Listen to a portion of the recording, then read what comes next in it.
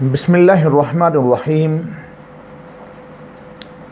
ہمارے ایک محترم بھائی نے سوال بھیجا ہے کہ شیخ احمد رفاعی رحمہ اللہ مدینہ طیبہ جب حاضر ہوئے تو گنبد خضرا سے آپ کے لیے رسول اللہ صلی اللہ علیہ وسلم نے اپنا دست مبارک نمودار فرمایا، جس کو انہوں نے چوما ہے۔ تو یہ سوال یہ کرنا چاہتے ہیں کہ میں نے کافی کتابوں کے اندر پڑھا ہے اور پھر کچھ لوگوں سے سنا ہے کہ یہ واقعہ جھوٹا ہے، من گڑت ہے، اس کی کوئی حقیقت نہیں ہے۔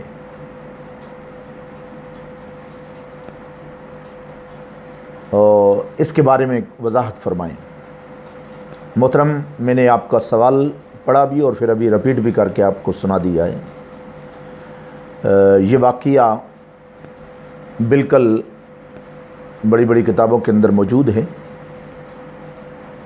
کچھ اخبار اس کو نقل کرتے ہیں، اس واقعے کی سند کو، اس واقعے کے سلسلہ کو ذکر نہیں کرتے۔ اس کی کچھ وجوہات ہیں۔ آپ نے حوالہ دیا ہے فیضان سنت کا۔ یہ فیضان سنت ایک بہت اچھے ادارے کی کتاب ہے، انہوں نے واقعے کو نقل کیا ہے۔ اور اسی طریقے سے یہ واقعہ میں نے خود بھی بہت سارے عربی کتب کے اندر پڑھا ہے، اردو کی کتابوں کے اندر پڑھا ہے، بڑے بڑے علماء سے سنا ہے۔ میری اپنی ریسرچ اس کے بارے میں آپ کے سوال کے بعد کچھ تھوڑی سی آگے بڑھی، وہ میں آپ کے گوش گزار کرنا چاہتا ہوں۔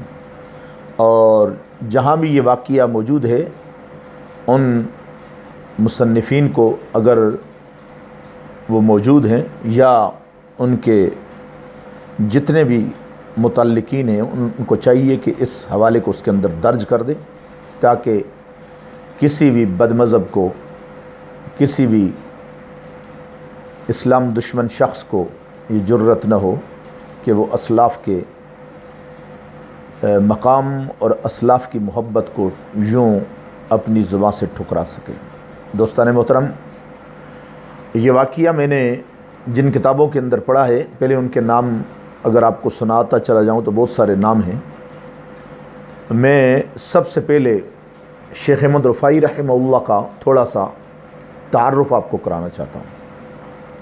شیخ احمد رفاعی رحمہ اللہ، جن کا نام ہے احمد بن علی بن احمد بن یحییٰ بن خازم بن علی بن رفاعی، رفاع یہ لفظ آیا ہوا ہے۔ یہ تقریباً الکامل فی التاریخ کے اندر امام ذہبی نے، وافیات الاعیان کے اندر، سیر اعلام النبلاء کے اندر، اور تقریباً 30 کے لگ بھگ ایسی کتابیں ہیں اسماء الرجال کی، جن کے اندر ان کا یہ شجرہ موجود ہے۔ آپ کی ولادت باسعادت 512 ہجری کے اندر ہے اور آپ کا وصال 578 ہجری کے اندر ہے۔ یوں آپ نے 66 سال کی عمر پائی۔ نہایت عظیم شخص تھے۔ یہ والدہ کی طرف سے حسنی اور والد کی طرف سے حسینی سید ہیں۔ ان کے بارے میں مذکورہ کتابوں میں لکھا ہوا ہے، الزاہد الکبیر، چھوٹا زاہد نہیں، الزاہد الکبیر، سلطان العارفین فی زمانہ ہی۔ اور بعض کتابوں کے اندر آتا ہے کان رجلا صالحا فقہیا شافی المذہب۔ اور آپ نے بہت ساری کتابیں، تقریباً 15 کے لگ بھگ آپ نے کتابیں تصنیف فرمائی ہیں، جن میں قرآن پاک کی سور کے متعلق اور حدیث 40 آپ نے جمع فرمائی، ایسے ہی تصوف کے متعلق آپ نے کتابیں لکھی ہیں۔ ان کی کچھ کتابیں آج بھی ملتی ہیں، لیکن کچھ کتابیں فتنہ تاتار جس وقت نمودار ہوا بغداد کے اندر، تو اس کے اندر ان کی وہ کتابیں ضائع ہو گئی، جیسے بہت بڑے علماء کی کتابیں فتنہ تاتار کی نظر ہوئی تھی۔ دوستان محترم، جنہوں نے بہت چھوٹی عمر کے اندر قرآن پاک کا حفظ کر لیا، اور ان کے بارے میں آتا ہے کہ 7 سال کی عمر کے اندر یہ تلاش کیا کرتے تھے کہ علمی حلقات کہاں لگتے ہیں، علمی حلقے کہاں کہاں مارد وجود کے اندر آتے ہیں، ان کے اندر جا کر اپنی علمی پیاس کو بجایا کرتے تھے۔ یہ شیخ احمد کبیر رفائی رحمہ اللہ، وہ عظیم المرتبت تصوف کے عظیم بادشاہ تھے۔ ان کے بارے میں زین الدین محمد عبد الرؤف محدث مناوی رحمہ اللہ نے اپنی کتاب الکواکب الدریہ، جس کو طبقات الصوفیاء بھی کہا جاتا ہے، اس کی جلد دوم تقریباً صفحہ نمبر 75 کے اندر ان کا ذکر موجود ہے۔ آپ اتنے بڑے عابد اور عبادت گزار تھے کہ رات کو 4 رکعت نماز پڑھتے پوری رات ختم ہو جاتی۔ قرآن پاک کی تلاوت اور قرآن پاک کا مسلسل پڑھنا آپ کی زندگی کا بہترین طریقہ تھا۔ پھر آپ نے جو کتابیں لکھی ہیں ان کے اندر ایک النظام الخاص لأہل الاختصاص، یہ آج بھی کتاب ان کی ملتی ہے۔ رحیق القوثر، یہ کتاب آج بھی ان کی ملتی ہے۔ ان کی ایک کتاب تھی الصراط المستقیم فی تفسیر بسم اللہ الرحمن الرحیم، ایک ان کی تفسیر سورۃ القدر۔ لیکن یہ دونوں کتابیں جو تفسیر کی دنیا کے اندر آپ نے کام کیا تھا وہ مفقود ہو گئی۔ تو یہ عظیم المرتبت اللہ اور اس کے رسول کی محبت کے اندر محو رہنے والے، ان کے کلمات، ان کے اقوال زرین طبقات الصوفیاء کے اندر ان کی حالات زندگی کے ضمن میں پڑھیں تو آپ کو حیرت ہوگی کہ کتنا ان کے دل کے اندر جذب تھا، اور اللہ کی کتنی محبت اور رسول اللہ کا کتنا پیار تھا۔ اور ان کے واقعے کو جو آپ پوچھ رہے ہیں، بہت مشہور واقعہ ہے۔ یہ صاحب کرامت متواترہ تھے، صاحب کرامت متواترہ، متواتر ان سے کرامتیں ظاہر ہوتی رہی۔ ان الذین قالوا ربنا اللہ ثم استقاموا تتنزل علیہم الملائکہ، یہ وہ لوگ ہیں کہ جو اپنے رب کو ایسا یاد کر لیتے ہیں کہ پھر اللہ کی غیبی تائید ملائکہ کی صورت کے اندر ان کے پیچھے ہوتی ہے۔ دوستان محترم، یہ وہی لوگ ہیں جن کے بارے میں اللہ کا قرآن کہتا ہے یبیتون لربہم سجدا وقیاما، جو راتیں اللہ کے حضور قیام اور رکوع کے اندر گزار دیتے ہیں۔ ان کے اس واقعے کو نمبر 1 جہاں میں نے پڑھا ہے، اور بھی بہت ساری کتابیں ہیں، نسیم الریاض شرح شفا قاضی ایاز مالکی رحمہ اللہ کی کتاب ہے، اس کے اندر قاضی ایاز مالکی رحمہ اللہ نے اس کو نقل کیا ہے کہ آپ در رسول پر حاضر ہوئے، لیکن آپ نے اس کی سند نہیں ذکر فرمائی۔ اسی طریقے سے اس واقعے کو علامہ جلال الدین سیوطی رحمۃ اللہ علیہ نے الحاوی للفتاوی کے اندر بھی نقل کیا ہے، اور اسی ہی واقعے کو امام شورانی رحمہ اللہ نے بھی نقل کیا ہے۔ اور اسی واقعے کو ابھی جو میں نے آپ کو کتاب کا نام سنایا ہے محدث مناوی، انہوں نے بھی اپنی کتاب القواکب الدرر کے اندر، یعنی طبقات الصوفیاء کے اندر اس کو نقل کیا ہے۔ اسی واقعے کو، یہ جو آپ کا واقعہ ہے، باسند شیخ عبد القریم بن محمد رافعی رحمہ اللہ نے، شیخ عبد الکریم بن محمد رافعی رحمہ اللہ نے ایک کتاب لکھی ہے ان کے مناقب کے اوپر۔ اس کتاب کا نام ہے سواد العینین فی مناقب الغوثین، یا فی مناقب الغوث ابی العلمین، اس کتاب کا نام ہے۔ یہ کتاب 2 مرتبہ یعنی 1301 ہجری کے اندر اور 1388 ہجری کے اندر مصر سے چھپ کر لوگوں کے ہاتھ تک پہنچ چکی ہے۔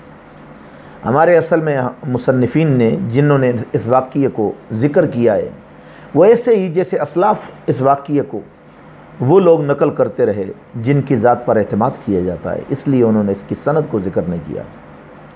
لیکن آپ کی خواہش کو پورا کرتے ہوئے محترم بھائی میں نے اس کی سند ابھی میں آپ کو سنا دیتا ہوں کہ اس کی سند کو ذکر کیا ہے عبد الکریم بن محمد رافعی رحمہ اللہ نے، اور ان کی سند کو ذکر کیا ہے، اس واقعے کی سند کو ذکر کیا ہے عز الدین فاروقی رحمہ اللہ نے۔ ارشاد المسلمین انہوں نے ایک کتاب لکھی ہے، دونوں نے سند کو ذکر کیا ہے، اور ایک سند میں آپ کو سنا دیتا ہوں، دوسری سند کا میں ساتھ آپ کو حوالہ دے دیتا ہوں کہ یہ شیخ عبد الکریم بن محمد رافعی رحمہ اللہ فرماتے ہیں حدثنا شیخ کمال الدین ہن شیخ شمس الدین جزری ہن شیخ زین الدین مراغی ہن شیخ عز الدین فاروقی واسطی ہن ابی شیخ ابی اسحاق ابراہیم فاروقی ہن ابی شیخ عز الدین ابی الفرج فاروقی رضی اللہ تعالی عنہم قال كنت مع شیخنا وسیدنا ابی العباس شیخ احمد رفاعی رحمہ اللہ عام 55 و500 العام الذي قدره الله له فيه الحج فلما وصل المدینہ مدینۃ الرسول صلی اللہ علیہ وسلم وقف تجاہ حجرت النبی صلی اللہ علیہ وسلم قال على رؤوس الاشہاد السلام علیک یا جدی قال له علیہ الصلاۃ والسلام وعلیک السلام یا ولدی سمع ذلك كل من في المسجد مسجد النبوی فتواجد سیدنا احمد رفاعی رحمہ اللہ۔ محترم یہ وہ پوری سند اس واقعے کی تھی جس کو میں نے آپ کے سامنے ذکر کیا ہے۔ وہ بتانا یہ چاہتے ہیں کہ اس واقعے کو مجھے سنایا ہے شیخ کمال نے، شیخ کمال الدین، ان کے اور بھی بہت بڑے القاب ہیں، ان کی کتاب جس کا میں نے ابھی حوالہ دیا اس کو پڑھ لیں۔ یہ کہتے ہیں مجھے میرے استاد شمس الدین جزری نے مجھے سنایا ہے۔ شیخ شمس الدین جزری کہتے ہیں کہ مجھے اپنے استاد زین الدین مراغی نے سنایا ہے۔ شیخ زین الدین مراغی کہتے ہیں کہ مجھے اپنے استاد شیخ عز الدین فاروقی واسطی رحمہ اللہ نے سنایا ہے، اور شیخ عز الدین فاروقی واسطی کہتے ہیں مجھے اپنے والد ابو اسحاق ابراہیم فاروقی رحمہ اللہ نے، اور میرے والد کو میرے دادا نے عز الدین ابی الفرج رحمہ اللہ نے فرمایا ہے کہ میں بھی شیخ کے ساتھ تھا، کہ جس وقت شیخ احمد رفاعی رحمہ اللہ 555 ہجری کے اندر در رسول کے اندر حج سے فارغ ہو کر مدینہ طیبہ حاضر ہوئے، تو مدینہ طیبہ کے اندر جاتے ہوئے آپ مسجد نبوی شریف کے اندر پہنچے اور رسول اللہ صلی اللہ علیہ وسلم کی بارگاہ کے اندر سلام پیش کرنا چاہا۔ فرمایا جس وقت آپ مواجہ شریف کے پاس پہنچے، وہاں پہنچ کر آپ نے نبی کریم صلی اللہ علیہ وسلم کے حضور سلام پیش کیا، اور سلام پیش کرنے کے بعد آپ نے فرمایا اے میرے دادا جان آپ کے اوپر سلام ہو، تو رسول اللہ صلی اللہ علیہ وسلم کی قبر انور سے جواباً آواز آیا جس کے بارے میں فرماتے ہیں سمع ذالک کل من فی المسجد، جو مسجد میں اس وقت موجود تھے اس آواز کو سب نے سماعت فرمایا ہے۔ جس وقت یہ آواز سنی نا تو شیخ کبیر رفاعی رحمۃ اللہ علیہ وجد کے اندر آ گئے۔ جس وقت وجد کے اندر آئے تو آپ نے وہ اشعار پڑھے جو آپ ہمیشہ پڑھا کرتے تھے۔ وہ اشعار بہت ساری کتابوں کے اندر ہے، فی حالت البعد روحی کنت ارسلها تقبل الارض عنی وہی نائبتی وہذی دولت الاشباح قد حضرت فامدد یمینک کہ تحزی و شفتی. یہ اشعار پڑھے.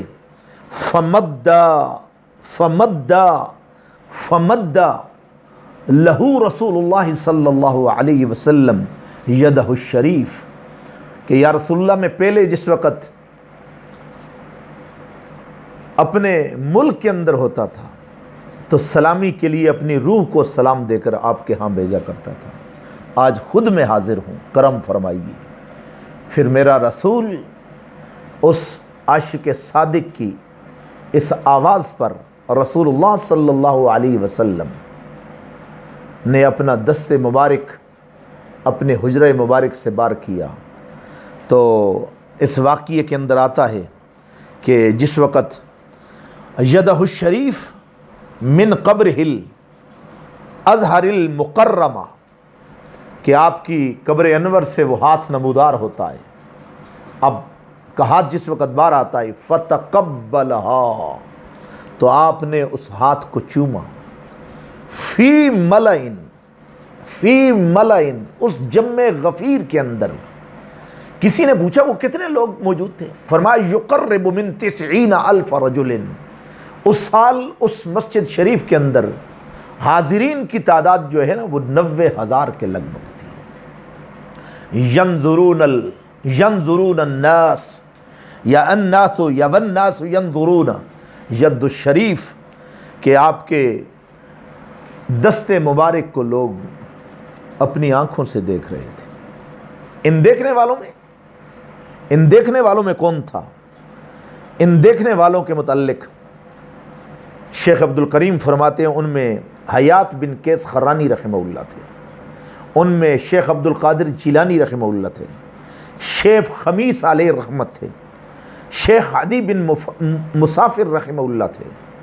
اور لوگوں کی تعداد تو میں نے ابھی آپ کو سنا دی ہے کہ 90,000 کے لگ بھگ اس وقت لوگ وہاں موجود تھے.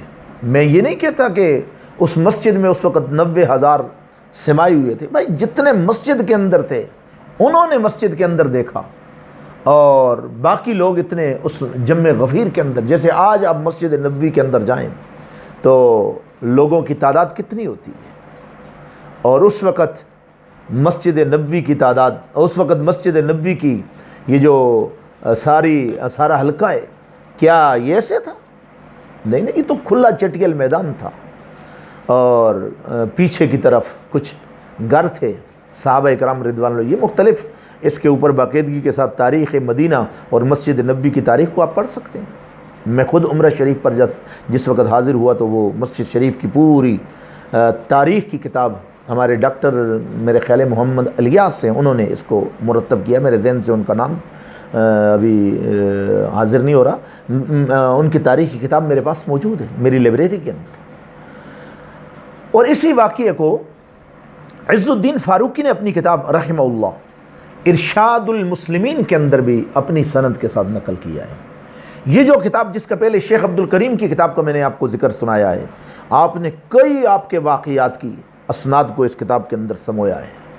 یہ نہیں کہ صرف اس واقعے کی، میں تو ویسے تلاش کے اندر تھا کہ اس واقعے کی سند مل جائے، تلاش کرتے کرتے اس کتاب تک پہنچا ہوں.